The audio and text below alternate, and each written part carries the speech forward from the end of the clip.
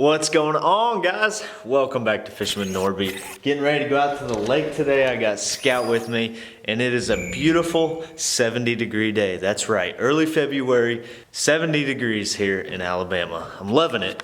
I want to show you guys something cool I rigged up here. I made this pole. It fits in my seat compartment and screws down to where my boat seat goes. And it's a GoPro mount. So what I've done, I've basically created my own yellow tech stick, and I charge it with a wire going up the pole to the camera, straight to my cigarette lighter outlet, and it stays charged. It filmed me in that tournament video you guys saw here on Guntersville. I don't know, stayed charged for 8 hours. I didn't even touch it the whole day. Allows me to get some really good footage for you guys. So I'm gonna use that today, and then Scout's coming out with me. We're gonna hope to get on some big bass, and if they're not biting, we might go for some crappie or something. But I'm just excited to get out there on the water. It's beautiful. T-shirt weather, short weather. It's a Sunday episode, so stick with me. I'm gonna be sharing a little word with you at the end of this video. And then, yeah, hopefully get on some good fish today. I'm excited. Let's go.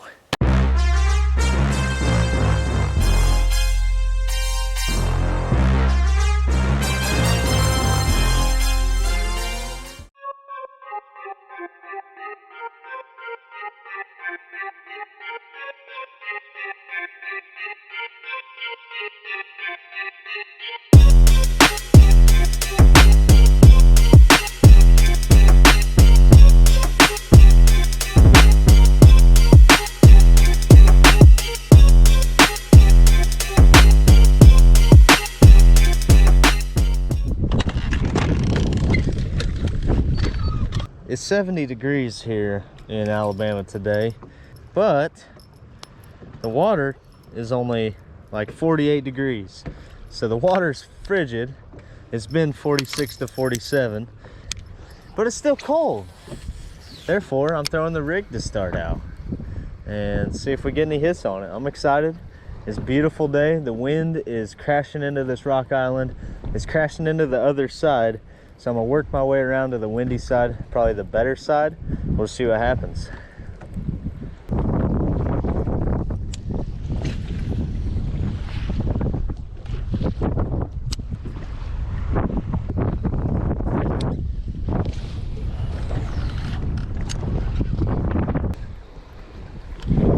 There we go. Hooked up, guys. Spot lock down real quick. We got us one that chewed it. Shoot it. There we go. Not a bad guy at all. Super fat. Super fat. Crushed the side of the rig. There we go, guys. Look at that. That's what I'm talking about. 2-pounder. Start the day. Look how fat that fish is, guys. Super fat. Don't release him. See ya, fatso. All right. Let's go. That's what I'm talking about, guys. First fish of the day on the rig. First one on the rig. Windy rock. Little point coming out here. Little island. And crushed it. And he hit the side one. It's not usual. Normally they hit the middle one. So that is interesting. I only got 3 hooks on here because I was using it in my tournament last. So I'll show you guys how I have it rigged up here in a second. But yeah, fish crushed it. It's got to be some more, right? Slow reeling it. The water's 48 degrees.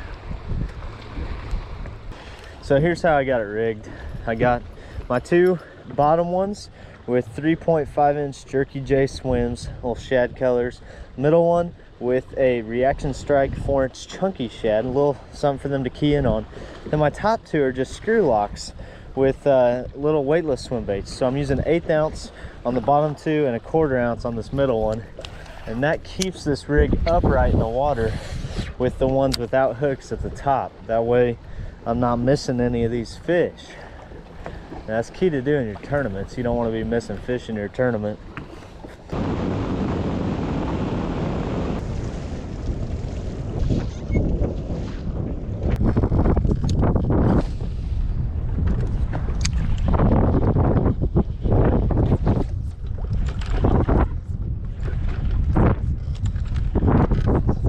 there's one. Oh my gosh. It's like my 5th jerk, guys. Crushed it. Let's go. Crushed the jerk bait. That's what I'm talking about. Came out to a main lake hump. All right. Super fat guy, Scout. Man, they're all fat this time of year here. Let's go. Let's go. Fat jerkbait bass right there. Super chunky. I don't know if you guys can tell how fat this fish is. It is just so fat. So fat. Just a giant. All right. See you, buddy. That's what I'm talking about. Let's go. Let's go, guys. So I got 2 bites by the rocks over there. I came out to a main lake hump. I chuck out this jerk bait on top of the hump. It's so windy, you guys can barely hear me probably. And I start jerking it, about my 5th jerk down, 2nd cast, crushed it. Let's see if we can get another one. So I do 2 or 3 quick jerks, let it sit for a couple seconds. That's when he crushed it. On the pause. I was about to put a rattle trap on, but I think I'll throw this a little more.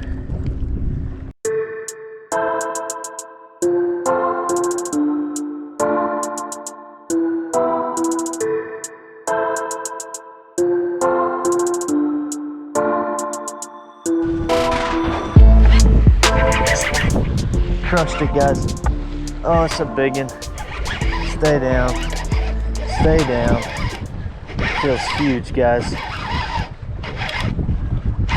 Come on. Feels like a real good one. Oh, it's a giant. Oh, yes. It's a giant, guys. I don't know if I should boat flip this one or not. Oh, doing it. Woo-hoo-hoo! Oh my goodness. Let's go. Let's go. Windy rocks, guys. Windy rocks. Check it out. That's awesome. There's a 5-pounder. That's a stud. Look how fat that fish is, guys. That fish is so fat. So fat. That's a good one right there. He's probably only 4.5. He's just so fat. He's not got the biggest mouth on him, but man, that's awesome. Look at that. That's a stud. Whew, let's go. Caught him on the rig. I caught the one off a hump, fished a couple more humps, didn't get any bites, came back, fished some different rocks, and crushed him. That's awesome. That's a good one. Let's go. Let's get another one. Woo!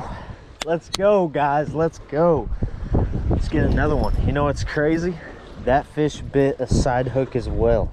Did not eat the middle one. The 2 fish I've caught have not eaten the middle hook today. Man, that's why you throw different swim baits on the rig. You know what they're keying in on.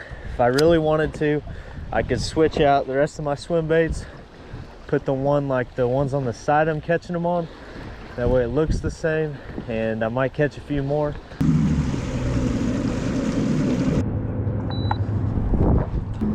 All right, guys, I'm seeing fish like 20 feet down there. I don't have the right jig tied on, but I'm gonna send this 1/16 ounce down there, 16 feet. See if we can catch whatever's down there. I got a little crappie jig on. I marked some fish. I could probably drop my Ned rig down there or something, but I'm just gonna drop this little guy down there. See what happens. Oh, one just picked it up, guys. He let it go. He let it go. Why are you letting it go?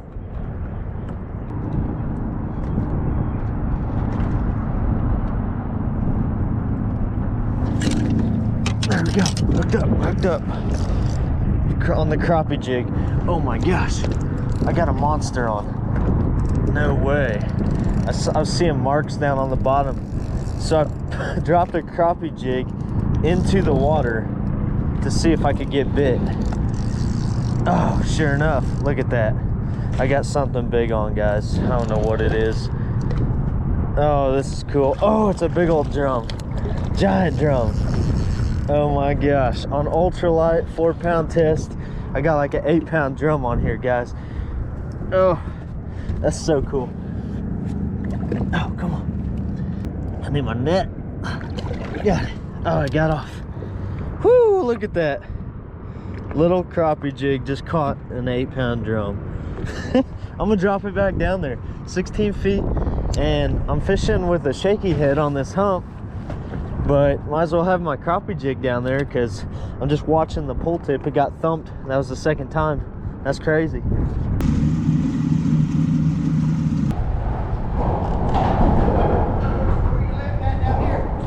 By Guntersville, there's one.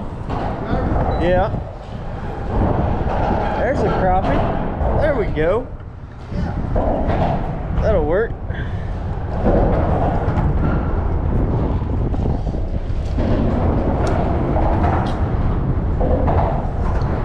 All right. Just got one, guys. 9-incher. I'm taking a picture of it.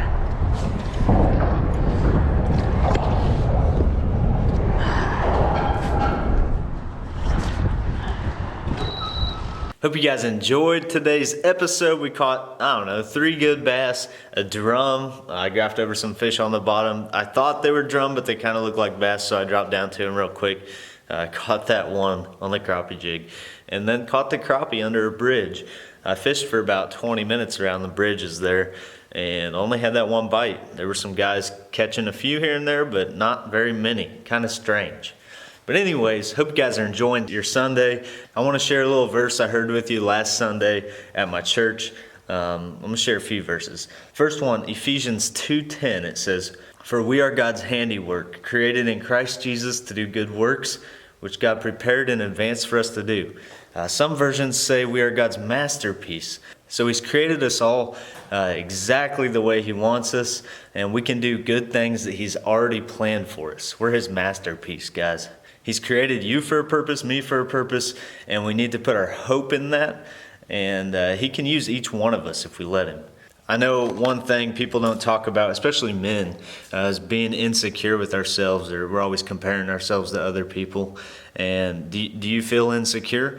God uses the insecure. He uses us in our weaknesses, but we need to give those insecurities to Jesus, and we need to find our security in Him and the hope in that He's made us His masterpiece.